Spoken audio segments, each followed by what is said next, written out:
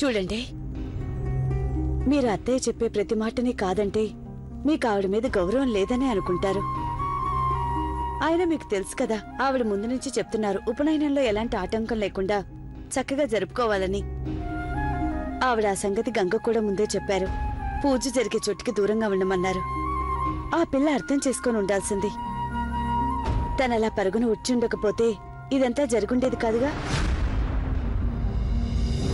నిజం చెప్పాలంటే అత్తయ్య గారి కోపం రావడంలో తప్పు లేదనిపించింది. ఆవిడ కోరేదల్లా పిల్లల క్రమశిక్షణలో ఉండాలని. అందులో తప్పే ఉంది? ఈ విషయంలో ఆవిడ ఎన్నోసార్లు సాగర్ని ప్రదీప్ని కూడా కోపడ్డారు. క్రమశిక్షణ గురించి నాకు అభ్యంతరం లేదు మాధవి, కానీ అది అవసరానికి మించిపోతే దాన్ని హింసగా అనుకుంటాను. కానీ అమ్మ చూస్తే గంగ విషయంలో కఠినంగా వ్యవహరిస్తోందనిపిస్తోంది. అలా అయి ఉండదు బావగారు. అయినా అలాంటిది జరగకుండా చూసుకోవడానికి మాధవక్కే ఉంది కదా. అవును, ఇలాంటి ఆడవాళ్ళ వ్యవహారాలన్నీ నా మీద వదిలేసేయండి. మీరు కూడా వీటిలో జోక్యం చేసుకుంటే అత్తగారికి ఇంకా కోపం వస్తుంది. గంగ వల్లే తన కొడుకు తన్ను ఎదురుస్తున్నాడని ఆవిడ అనుకుంటారు. నువ్వు అంటున్నది నిజమే, కానీ ఈ సంగతి గమనించే బాధ్యత ఇకపై నీ మీదే ఉంటుంది. పద్ధతులు నేర్పించాలనే ప్రయత్నంతో అమ్మ గంగని బాధ పెట్టకుండా చూసుకో. అలాగే. కాస్త టీ తీసుకురా, తల పగిలిపోతుంది. రోజు ఇదో గొడవైపోయింది. సరే. మాలతి, రాయిలారా. ఏమిటిది? ఏమిటిదంతా? పూజ పాత్రలతో పాటు ఎంగిలి గిన్నెలా? అసలేం చేస్తున్నావు నువ్వు? నువ్విక్కడికి కొత్తగా పనిచేయడానికి వచ్చావా? పెట్టు, అక్కడ పెట్టు. గంగా జలంతో పవిత్రం చెయ్యి. ఇదిగో గోవిందయ్య, అది మడత పెట్టేసరికి తెల్లవారిపోతుంది. నీకంతగా ఈ పని నచ్చకపోతే మూట ముళ్ళి సర్దుకుని ఇక్కడి నుంచి వెళ్ళిపోవచ్చు.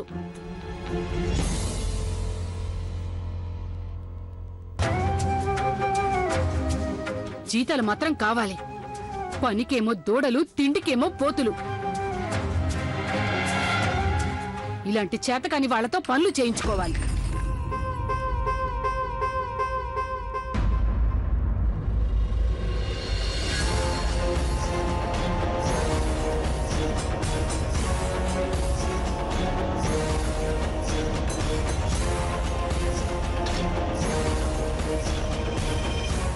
ఇదిగో మాలతి, చీపురు కట్ట తీసుకురా. అలాగే. ఈ చెత్త అంతా తుడిచిపారే.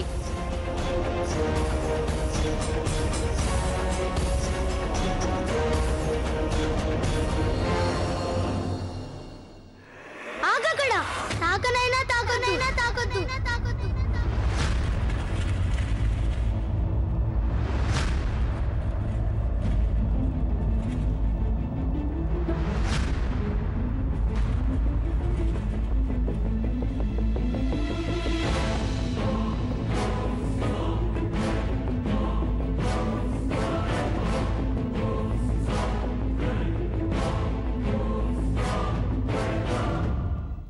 నా కోసం నాన్నగారు తెచ్చారు. ఆ గాజుల్ని ఎవ్వరూ ముట్టుకోకూడదు.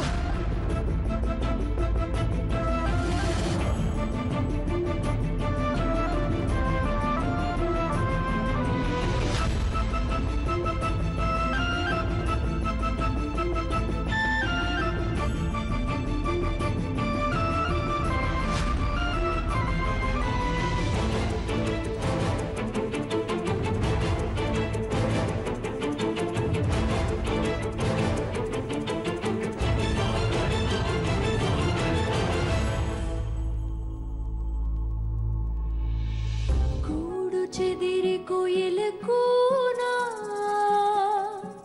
దాటే కుండా కూనా తోడు నీడ ఇంక పైన గాలి ఎండానా ఈ కూన ఎలాగైనా తన గమ్యం చేరేనా, తన గల ఫలించేనా, విధి ఎటుందో పోయినా.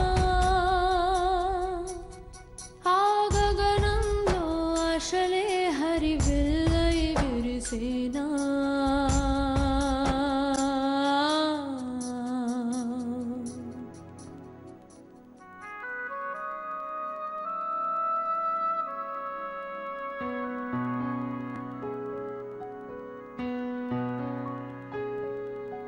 గిజిగాడు లేవకనే చిరు చిన్ని చరణాలు మజిలీని వదిలేనులే కమలాలు వినియకనే కసుకుందు పాదాలు రాదారి పట్టేనులే గారాల మల్లమ్మ చేరే ఆ ఊరెంత దూరాలనుందో పాపం నువ్వైనా చెప్పన్నా ఊరికి రాజన్న ఒక్కడే ఉండొద్దని కదిలి ఎదురుగరమ్మని చిన్నారి మల్లమ్మకి కాస్త చేరువ కమ్మని ఎదురెన్న సుడిగాలి జడివాన ఏమైనా ఆనడకాగేది లేదు ఆ చిన్ని కళ్ళల్లో వెలిగే ఆశా జ్యోతి ఏ గాలికి ఆరిపోదు చిక్కుదారుల్లో నా రెక్కారాని కోన దిక్కులేనిది నా పాపం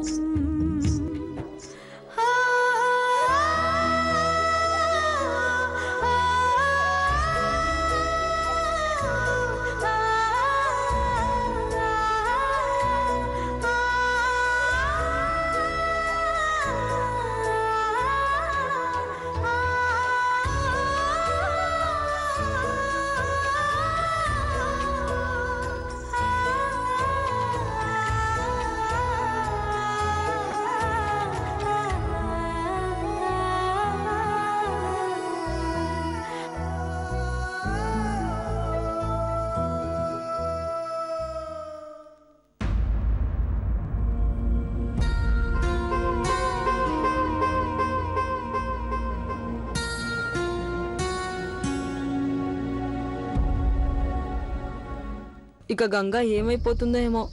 నానమ్మ చాలా కోపంగా ఉంది. తప్పంతా గంగదే. నానమ్మ వద్దని తర్వాత కూడా ఆ పూజ కలశం ఉన్న దగ్గరే ఎందుకు ఆడుకొల్తాను? మేమంతా దూరంగానే ఆడుకున్నాం అన్నయ్య. గంగ అక్కడి నుంచి ఎక్కడికి వెళ్ళిపోయిందో తెలియట్లేదు.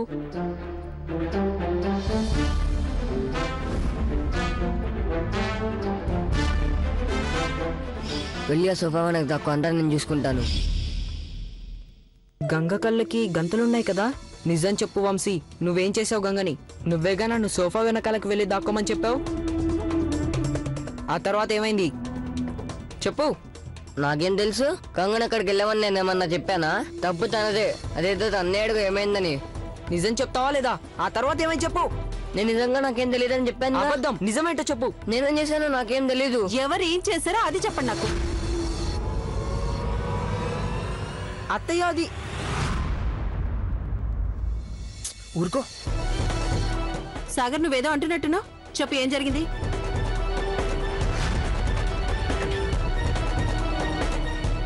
చెప్పు ఎవరు ఏం చేశారో. మమ్మీ అదేం లేదు, మేమంతా ఆడుకుంటున్నాము. అవును. ఆడుకుంటున్నారా? నేను నిన్ను తీసుకెళ్దామని వచ్చానే. ఫోన్లే పర్వాలేదు, ఇంకొంచెం సేపు ఆడుకో, నేను తర్వాత వస్తాను.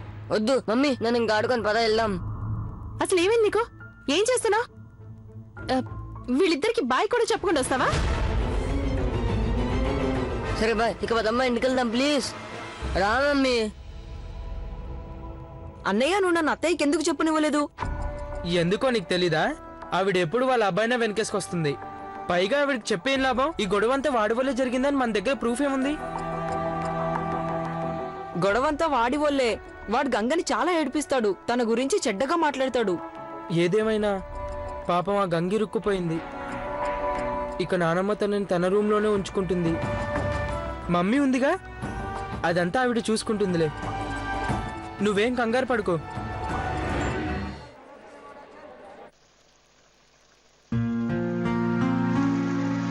సమోసాలు మీరు ఎంత బాగా చేస్తారంటే చిన్నమ్మగారు, నేను కూడా ఎన్నోసార్లు ప్రయత్నించాను, కానీ మీరు చేసిన రుచి రాలేదు. మీ చేతి మహత్యం ఏమిటో గాని అమ్మగారు, సాగర్ బాబుకి ప్రదీప్ బాబుకి చాలా నచ్చుతాయి. గోవిందయ్య గారు, మీరు మర్చిపోయినట్టున్నారు.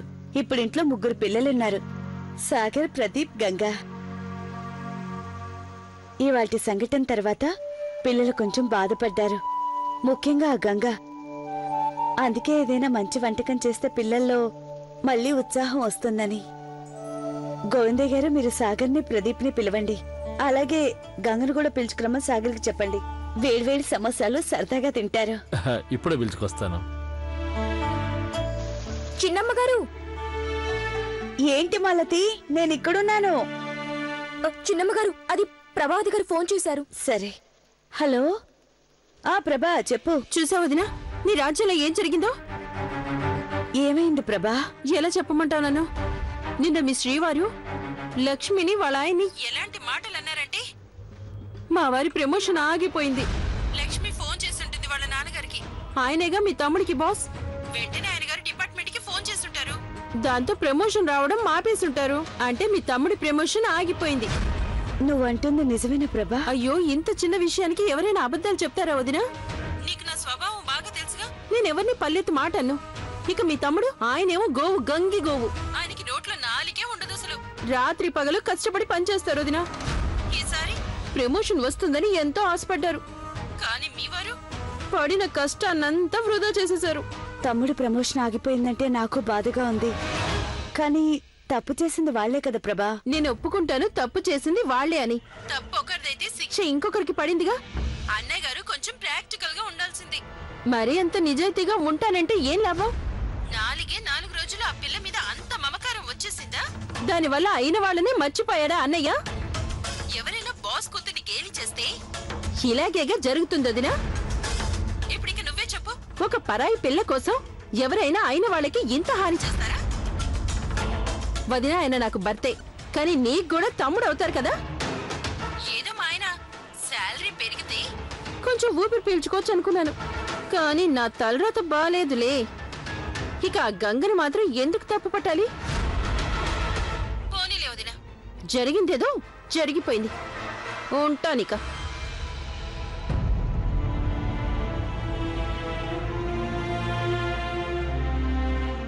అరే చిన్నమ్మ గారు, సమోసాలు మాడిపోతున్నాయి.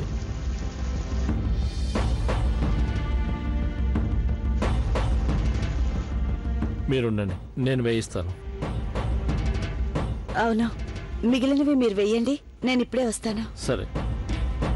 సాగర్కి ప్రదీప్కి చెప్పేశాను, వాళ్ళు గంగని తీసుకుని వస్తున్నారు. హరే రామ హరే కృష్ణ హరే. నువ్వు వెళ్ళనయ్యా, నేను గంగని తీసుకొస్తాను. వెళ్ళు.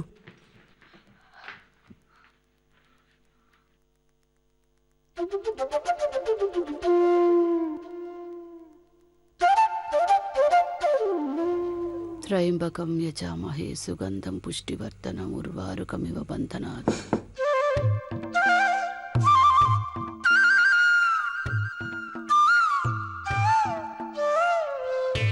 క్షయమామృతాత్. హే సుగంధి పుష్టివర్ధనం మృత్యోర్ముక్షీయమామృతాత్. అమ్మగారు, నేను కొంచెం బయటికి వెళ్ళొచ్చా? హే సుగంధి పుష్టివర్ధనం మృత్యోర్ముక్షీయమామృతాత్.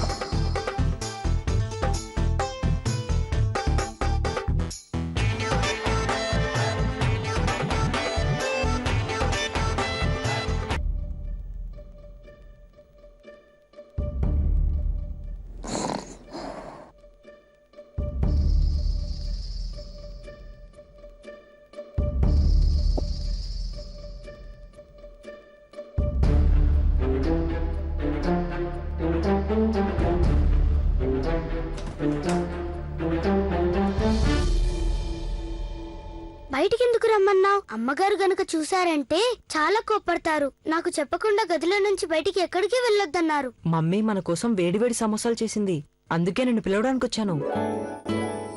చిన్నమ్మగారు సమోసాలు చేశారా? అవును, నీకు వంట ఇష్టం కదా. ఇష్టమా? పడి చచ్చేంత ఇష్టం. నాకు చాలా ఆకలిగా కూడా ఉంది. పొద్దుటి నుంచి ఏం తినలేదుగా. అమ్మగారు కోపంగా ఉన్నారు. మరైతే బోలెడని తినచ్చు. అమ్మ సమోసాలు చాలా బాగా చేస్తుంది. సమోసాలు ఒక్కటే కాదు, ఆవిడ చేసినవన్నీ చాలా బాగుంటాయి. పదా రేపే ఈ కేసు విచారణ చివరి రోజు, అందుకని మన తరఫున ఎలాంటి లోపం ఉండకూడదు. మళ్ళీ ఒకసారి డాక్యుమెంట్స్ చెక్ చేసుకుందాం. అలాగే సాక్ష్యం చెప్పి మాట తప్పాడు ఆ రోజున వాడి మొదటి సాక్ష్యం ఈ పత్రాల్లో ఉందో లేదో ఒకసారి చెక్ చేయండి. రాఘవ గారు, నేను మీకే చెప్పేది వింటున్నారా? అది విన్నానండి. నేను బహుశా ఆవిడ మీతో మాట్లాడడానికి వచ్చినట్టున్నారు. తర్వాత మాట్లాడుకోవచ్చని ఆవిడతో చెప్పండి, ఇప్పుడు టైం లేదు. అది రాఘవయ్య గారు, ఆయనకి చెప్పండి, ముఖ్యమైన పని కాకపోతే నేను ఆయన పనికి అడ్డొచ్చేదాన్ని కాదని. సార్, నేను అన్ని పేపర్లు చెక్ చేసి సిద్ధంగా ఉంచుతాను. మీరు కొంచెం మాట్లాడండి. సరే సరే సరే, ఈ పని చూసుకోండి. నేను వెళ్తున్నాను.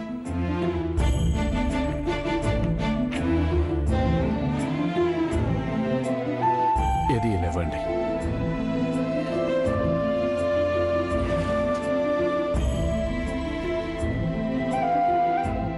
రాఘవయ్య గారు, సార్, ఈ ఫైల్ చాలా ముఖ్యమైనది, చాలా జాగ్రత్తగా చూడండి. అలాగే అలాగే.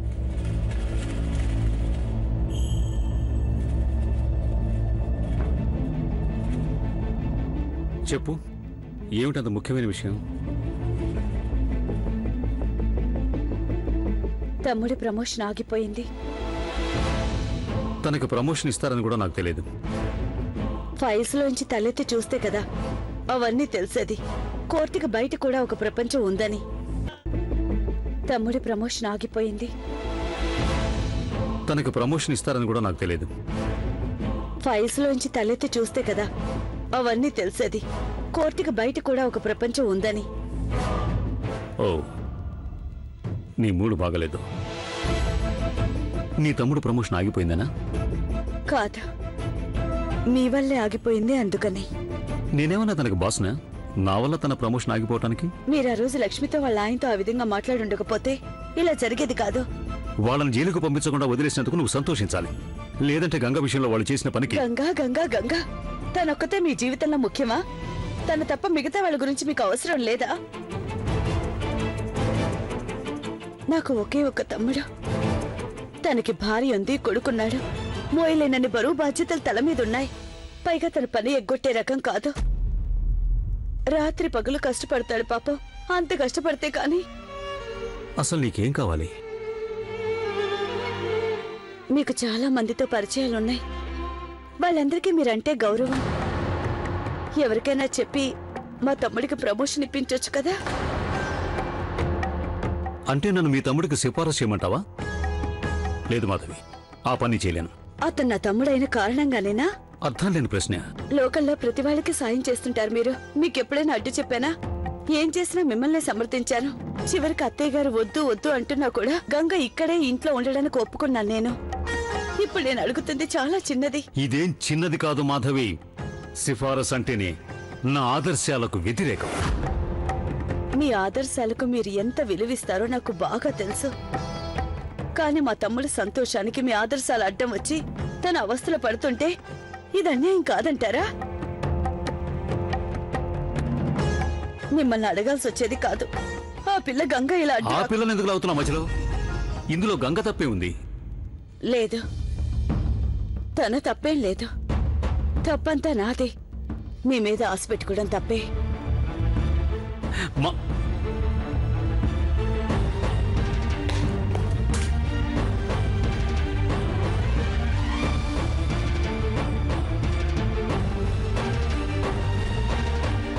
చూడ్డానికి ఇవి చాలా బాగున్నాయి. తొందరగా ఇవ్వండి గోవిందయ్య గారు.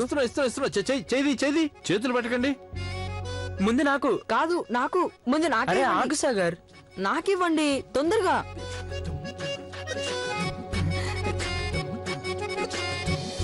మా నాన్నగారు ఏమనేవారంటే మా అమ్మ సమోసాలు చాలా బాగా చేసేదట. ఇవి కూడా తిని చూడు. తీసుకోమ్మా.